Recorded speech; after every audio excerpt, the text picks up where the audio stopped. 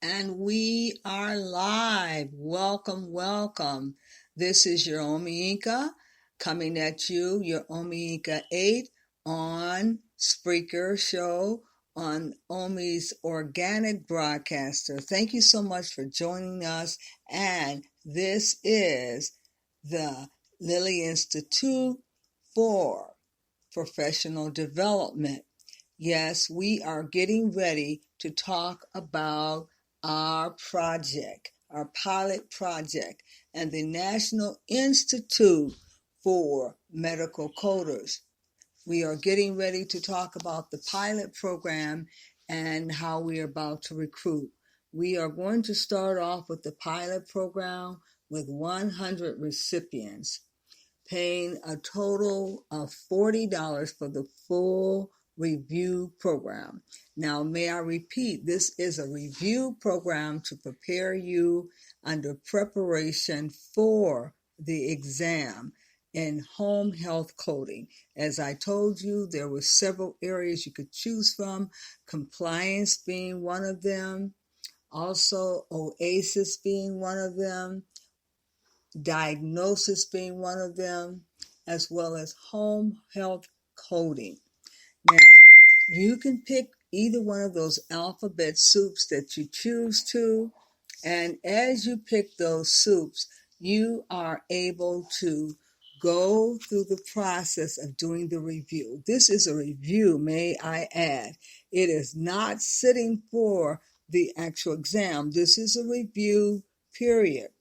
And during the review, you are given the necessary tools for ICD-10 to review. There will be workbooks that you will have to matriculate through for the review. And there is also a handbook that we will ask you to download for the home health review of the handbook, because you will need to know the ethics and the procedures for functioning in this capacity. So you definitely need to be familiar with the home health, the actual handbook, and we will actually have you download that. But here's what I want to say, because it's a pilot project. We are starting off with 100 candidates, and those candidates will be from my messenger group. I will be selecting the first 100 people, and their licensing fee is $30, which will give them the ability to use their license for the full year. However, we'll be matriculating through the program faster than that. And then the actual $10 will go for preparation, paperwork, and processing of the actual application. Now, those of you who will come on board, I am looking for preferably somebody that might be a paralegal. If you're a paralegal and would like to develop a specialty area, here's one for you. You can go into the medical area of medical coding and use your background in the legal aspect where it could be complementary to working in the allied health profession. Then that would give you a broader opportunity to work in various different departments where it calls for law.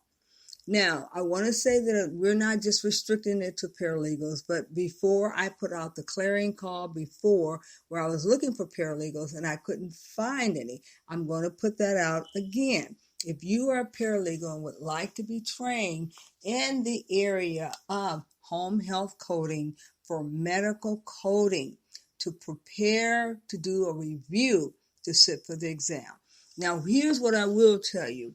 Because I am a student of study habits, I will be able to give you a strong review that would allow you to go in and execute this exam. Now, we will get some of the information about the process. How do we beat the clock? We will also be looking at not only beating the clock, are there old examples of the test? Can they show us the format in which they actually administer the actual wording on the test? Is it essay? Is it objective? Is it multiple choice? Those things are available for a trainer to access. This will give us a more idea of how many multiple choice questions. Is it 10? How many essays? Is it 2? How many multiple choice? Is it 5? Is it 10? How many total questions are in the exam? Those are the things that we need in order to work on beating the clock. Remember, if we can beat the clock, we can pass the test because you have time to go back and revisit your questions. Now, we're going to give you every scenario that we can think of during the time of the review session that you're in session with me. We'll give you all types of hypothetical situations of what can happen in an outpatient or in a home health setting to help you to be able to read that scenario. Find out, what did the patient come in the hospital with or in the home health center with? What was the patient's complaint? What did the doctor diagnose the patient with? And what procedure did the doctor follow through to administer to the patient? Then you read the scenario following along. And if you're a good reader and a fast reader and can comprehend, you shouldn't have any problems in finding out the diagnosis right up front and then later finding the procedure. Looking through your book, now you will have to purchase your own book. We cannot give you your ICD-10. You will have to go online and order your ICD-10 book. This is part of you getting ready to re-enter into the work profession. You need to have tools and skills. And no, this book is not cheap. It is rather expensive. And I will tell you it's somewhere around $215 to $220. And that's a discount rate. So you can start saving your pennies now because you're going to need that ICD home health book, and you're going to need that. Now, you might even go online and say, okay, what else do they have? What other tools? There are software tools that they provide also that down the road you might want to invest in on an annual fee. They do presently have I think it's a 14-day or 30-day trial period where you can try out that home health center to go and put your notes in there, to go in there and do some exercise and work through some scenarios to give you that experience. Now, we're going to tell you that down the road, that is a tool you definitely want to pay for on an annual basis if you can afford it. Now, nevertheless, we are a preparation organization. As I indicated, you will also be able to register with us. Once you finish our training, your name can go on a roster stating that you're registered. So I will give you a registry certificate. However, Dean Vaughn, whose program I am licensed to use, will give you an actual certification that you've completed the Dean Vaughn Medical Terminology and Anatomy. So you'll have those two certificates to put in your repertoire. Now, here's what I wanted to tell you. I think no program is worth its salt in beans unless they can offer you a seasonable amount of internship. And a lot of people think that it's unnecessary. It's a lot of work, I know. But I do believe that you need at least between 5 to 10 days of internship to go out into the practice field, to work those specifically summary reports, to look at real summary reports, and we would have to get you approved to go in during your internship to execute some of those particular summary reports by putting the codes on them for the different home health hospice settings. We would have to get permission, and that is something we are working on, so we cannot guarantee that there'll be an intern, but we're working on that. So that's down the road. But the main thing that you will be responsible for is going online to complete the Dean Vaughn Medical Terminology. which is a video production that will show you videos during the first half of the class where you can go on independently, or you can do one or two things. You can actually do it independently online, or there's a possibility we will have a session with cohorts where people can all meet up at the hotel to view the videotapes together during the first half of the class, and the other portion of the class will be spent independently where you work on your flashcards and memorizing these various different terminology. Now, we are still working that part out. If you would rather go away to a hotel, concentrate on those videos, get them completed, and get that medical term out of the way, then having time left for the anatomy, the anatomical aspect. Now, this is a pilot program, so we're testing. It's a testing ground to see how well it works. I am a training and curriculum specialist. I put together curriculum for various different school districts and for the military.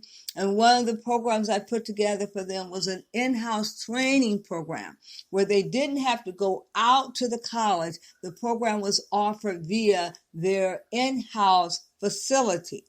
Now, I want to make sure you understand that this test is for the taking, for those who can prepare themselves well.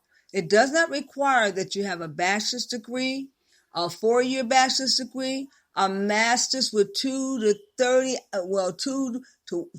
2 years of 30 hours of training. It only requires that you can go in and set for the exam and beat the clock. And if you can do that, you will be granted national credentials indicating that you are a coding processor where you can place codes on medical, home health clinic, hospice, oasis, compliance, and diagnosis, that you can place the codes on for the doctor. Now, where does that get you?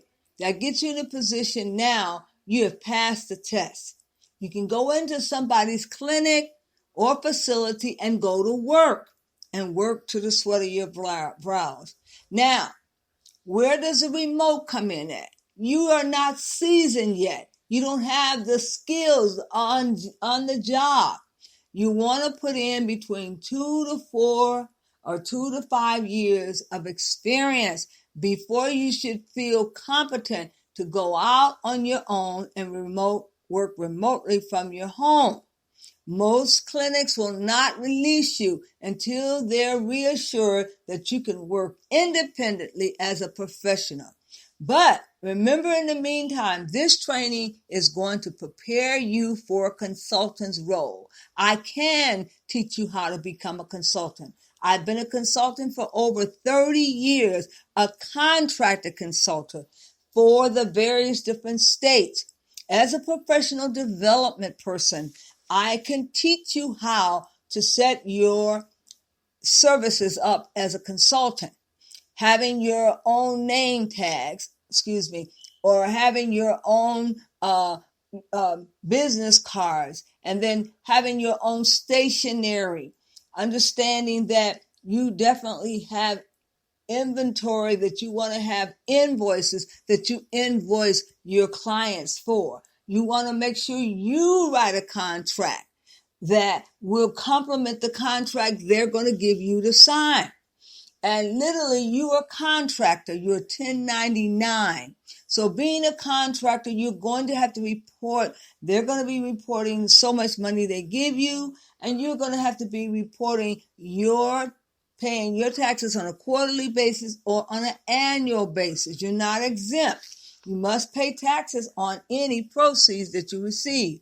So you set your back office up to be a professional developer.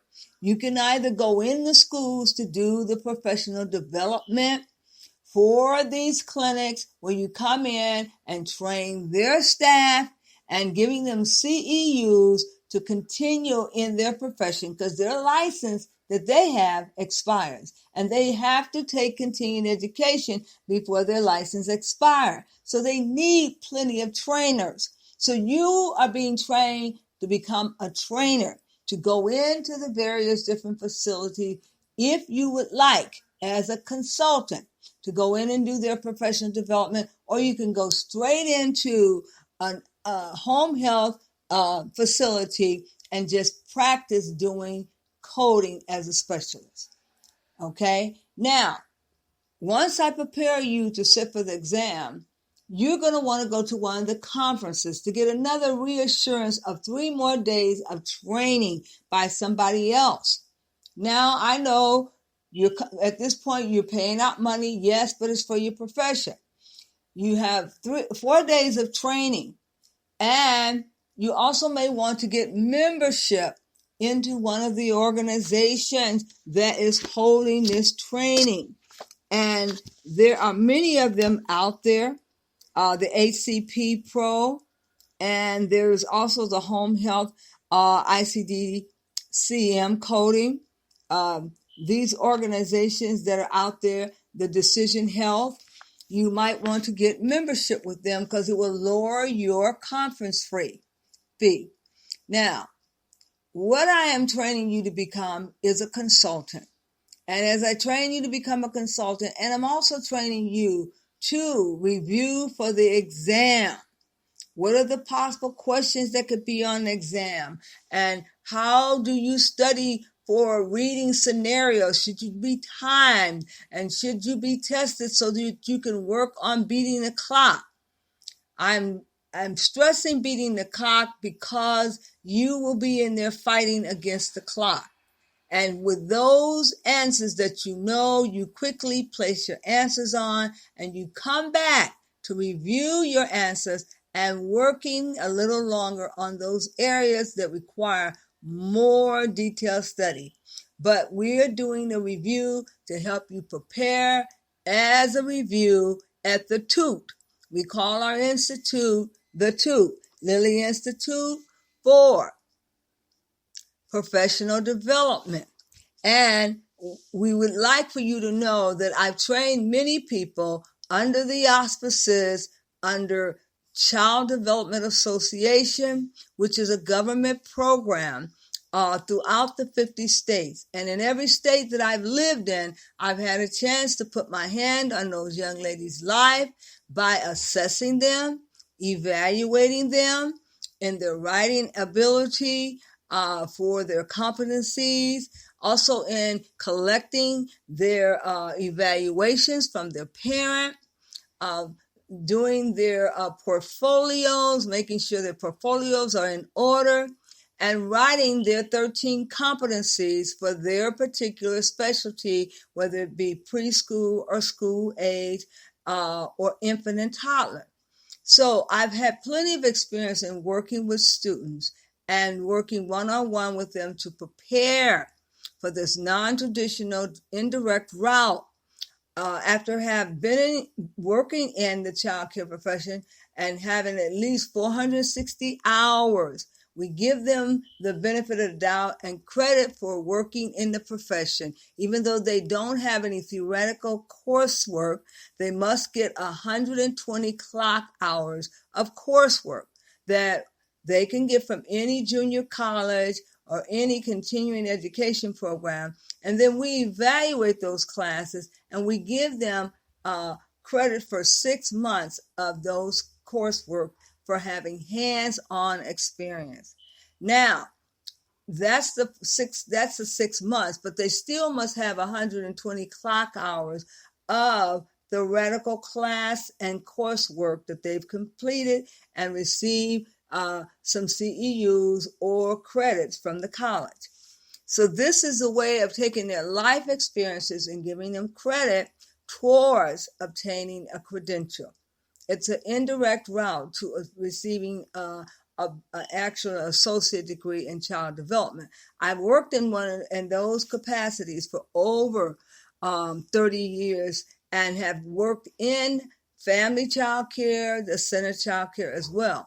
Now, my background for the medical field comes from working at Blue Cross Blue Shield, working at a healthcare facility in Minnesota, setting up their very first training department, and working in the hospital for over 5 years as a respiratory therapist.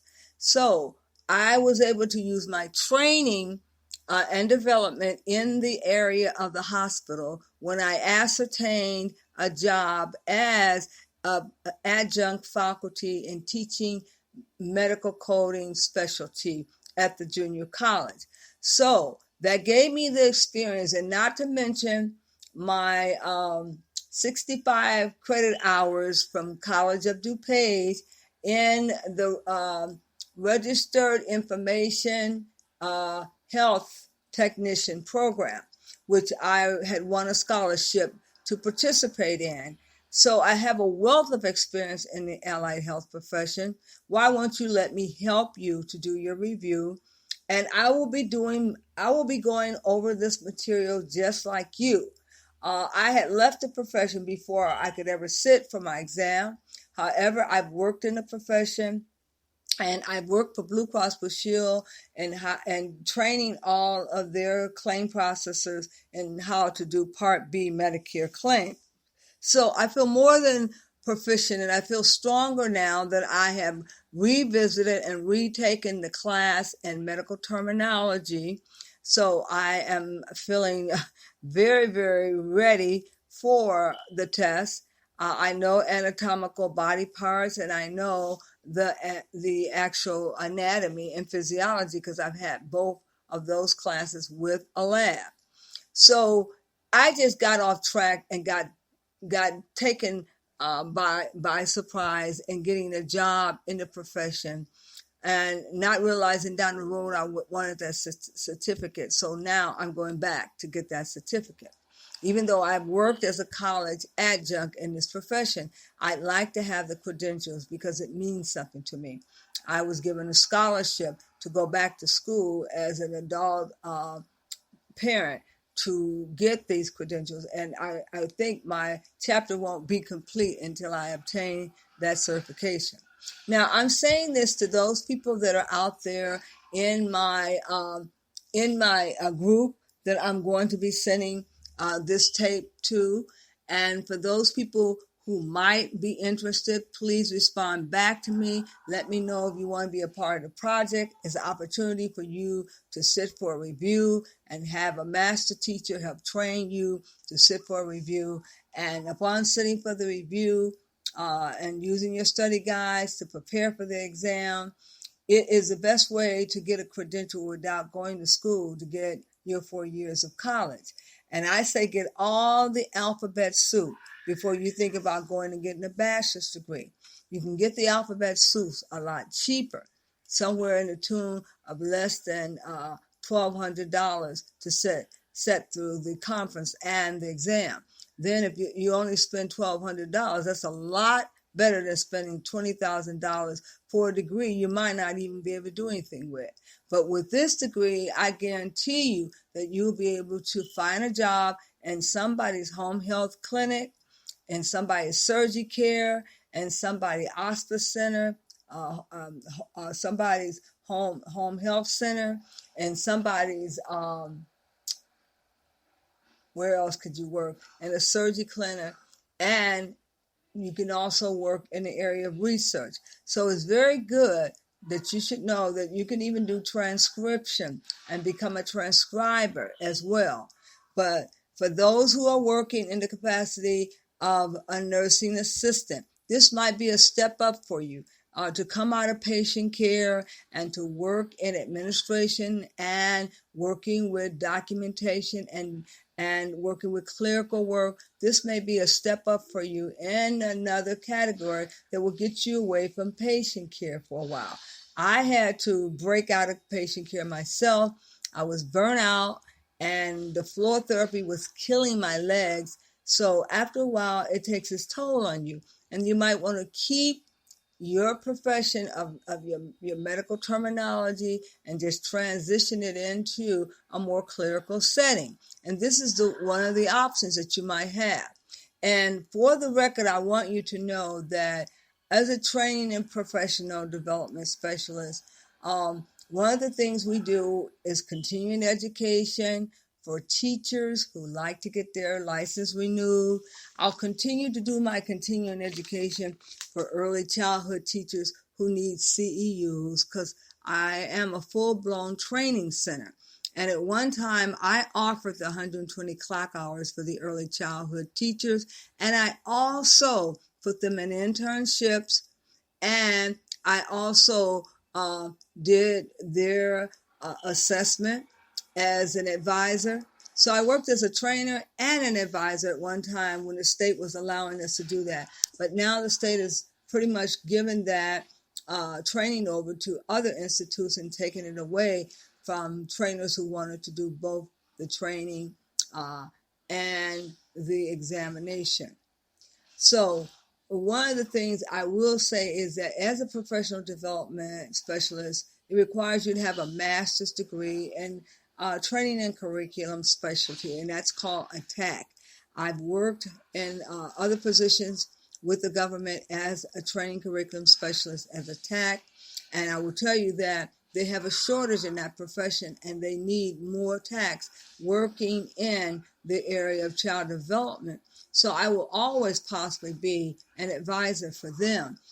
Because I'm a professional development, I can mix up my disciplines and have training development in the allied health profession, as well as in the child development and in the language area, English as a second language. So those are my three areas.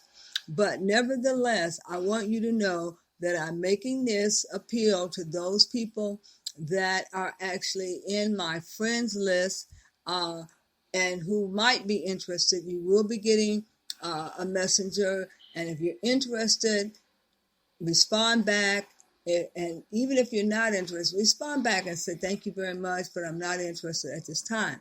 Because we want to take advantage of those friends on our list. And if they're not on that list, then I want to go to another one of my friends list. I have quite a few people on my organic broadcaster who I also will be sending out at FYO to see if they're interested. But nevertheless, this can be done from all online work, where you go online and view the videos, answer the questions, complete the 16 modules. After completing the 16 modules, yes, there will be some quizzes to see if you know what you think you know and see if you've mastered it. This program teaches to mastery. It teaches to 85%. You must score at least 80 on your exam in order to pass. And upon passing your exam, you matriculate through the 16 modules. And once you are finished, you are given a certificate by Dean Von Medical Terminology. Okay? And some of the exam will be talking about the anatomical part of the body, how it works, getting into the anatomy. So it's foundation of science. Okay? Now, as I said, that we are looking at possibly having all this administered online, where you can independently watch the videotapes on your own during the first half of the hour, and then the second half, you'll be meeting with me one day a week online to talk about what you've learned and to see if you can apply it.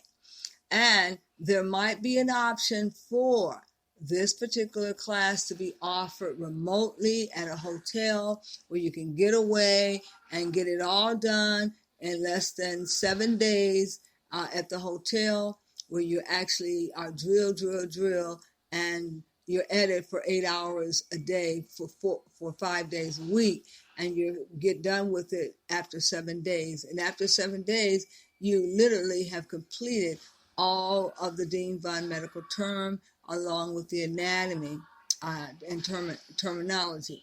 Now, I'm going to tell you, normally a program like this, where you're getting licensed for it, costs much, much more.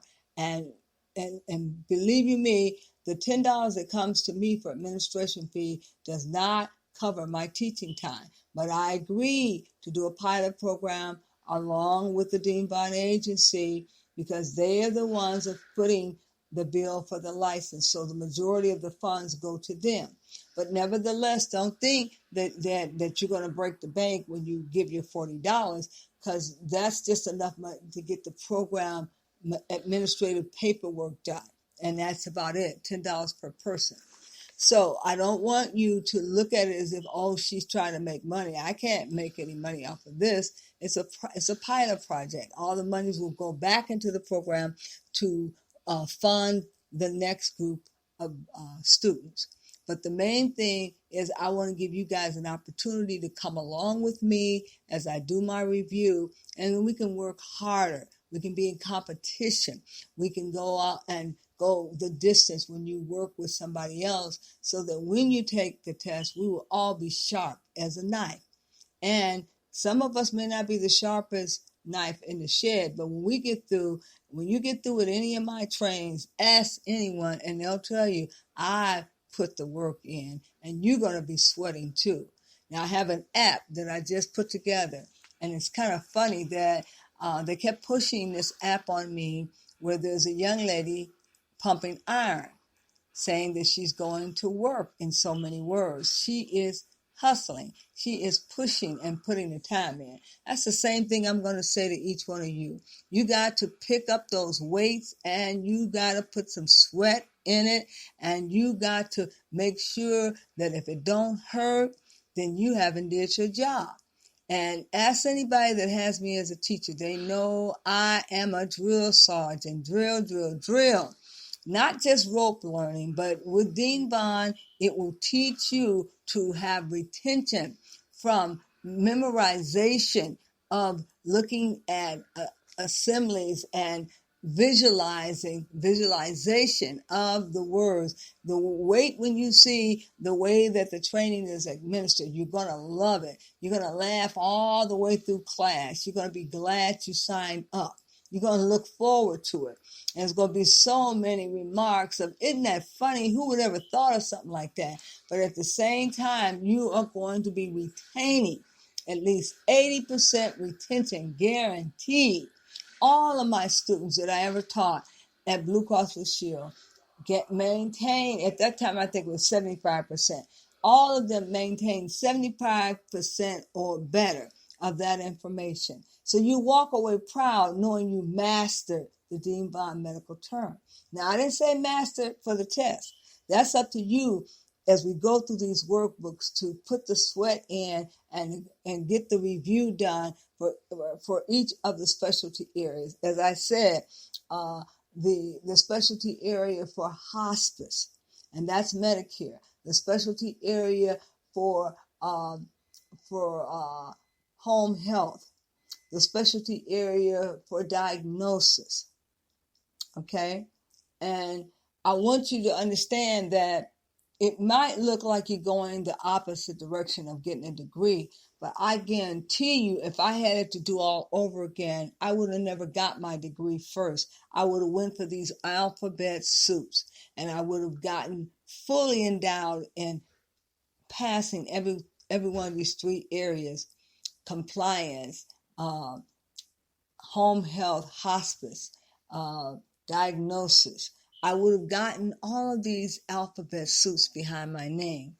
But I went the other route and got the master's. That's why I was pulled into the junior college to teach at the junior college, because you had to have a master's. And that's one thing that saved me, was my master's. And they gave me the opportunity to teach medical terminology and to teach the medical coding aspect of the 1 year certificate. So I do have that under my belt.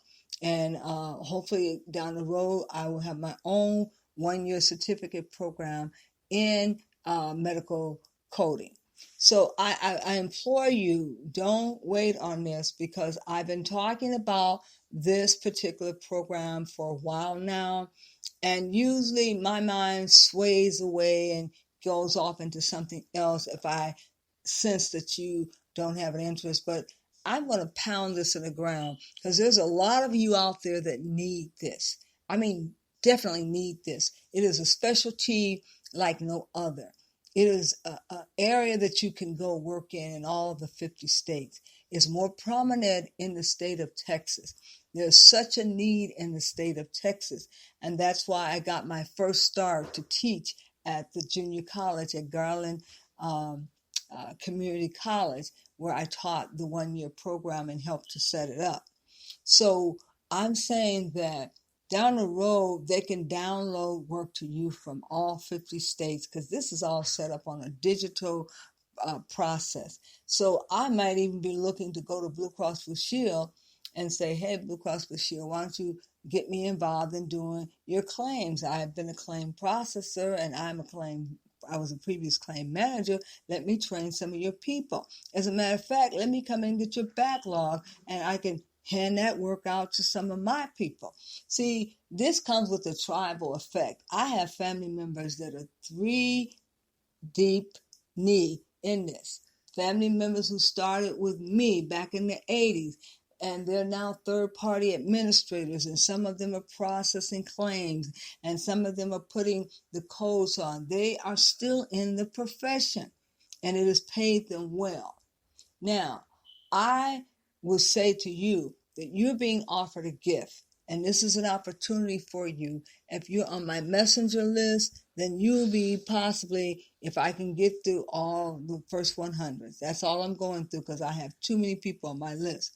Now, for Spreaker, there is quite a few people on my list, and I definitely want my Spreaker people to get involved in this, because I've worked with you in the area of allied health, and we speak on organic broadcasters on this show. So I'm speaking to my Facebook Live people and my Messenger people, and I'm speaking to my Spreaker people. So if you are interested in getting into the field of allied health, if you've ever worked in allied health as a nurse's aide, as what else could you possibly been? You could have been a phlebotomist, and if you have decided you don't want to be a nurse anymore and you don't want to give patient contact, this is a right field to go in, where you can go right in there and start doing your clerical work. And if you are very good with eye-hand coordination, you love flipping through books and pages, this is a field for you. And if you are very good about remembering the medical terminology words, then definitely, and this is a numerology. It's all dealing with numbers. Some people love to look at sequence of numbers and they don't forget them. They stay in their head. But you don't have to remember them, because you're going to have access to a medical home health coding book. And there's a software that you can also dabble into to use as a backup. So I'm telling you all these things because this is a number one profession out there. Now, even some of the mothers who are returning to work for the first time, the government is looking at paying for your training if you're going back in a hard-to-fill area. The government is looking to pay for your training, so they'll probably pay for your conferencing. They'll pay for your examination, and you should go to them. And if you're a disabled vet or a disabled person and who has not had a chance to go back to work, and this is an opportunity for you to work remotely from your home, so you can do all your work from your home and earn some cash doing it. Now, there's a lot of you disabled people that might be a disabled vet. You can go to your DVR and you can talk to them about putting a plan together to return to work. And make sure you incorporate something about the allied health profession of medical coding, because it will allow you to sit at home to do your work. So I'm saying all that to people who are out there right now who don't think they could ever go back to work because they have a bad disability, that it doesn't show in an appearance outwardly, but it might be a disability that causes them to have to go to the bathroom frequently, and they cannot stay in their seat. Or it could be a disability where they limp all the time and their legs get weak. Whatever your disability is, you're entitled to go to DVR, the Disability Rehabilitation Center, and talk to them about returning to work. Yes, you can still work and still be disabled because they allow you to make up to a certain amount. Now, for those of you who have reached 66 for retirement, I don't think that there is amount that limitation that you have to make. Check all that out. Go to the Social Security and ask them, how do I get training in a hard to fill area, and can you help me pay for it? You have to understand they want you to go back to work, and they still want to give you your Social Security. And some people can go back to work as long as they don't over make the amount of money. Because if they do, and you have not reached 66, the age of 66, they will penalize you and take some of that money away. But it's still always good to go back to work and contribute something. So I would like to hear from all of you, and thank you so very much. And this is we're talking about the toot. So welcome to the toot. We call it the toot for short because it's Lilly Institute for Exceptional Education. And we're going to be putting professional development on the end of that because that's what we're going to be focusing in on. Retraining the people, proctoring people. And we will probably have a proctoring site down the road where you can come to us and be proctored to take your exam. Because I'm a training professional development. I have been trained in all phases of how to implement training, and proctoring is one of them, which I definitely would like to get my hands on. A facility. At one time when I retired, I came out of retirement to set up my own school, and I had a satellite school where I was connected to Cornerstone, and we offered several ministerial classes there, and we had co-parenting resolutionists there, right there in Maryville, Indiana. If anybody remembers, I'm that lady, along with my son, and we administered training. We practically gave our training away free to the community, and we helped people to get training in the area co-parenting facility. If they had children who were in the foster care system, they took our class to meet the requirements for child care so that they could ascertain getting visitation rights for their children and also getting their children back in their custody. So that class is still around, and we still work with the judge, and we teach that class and a portion of the class the judge teaches. So we will be teaching our co-parenting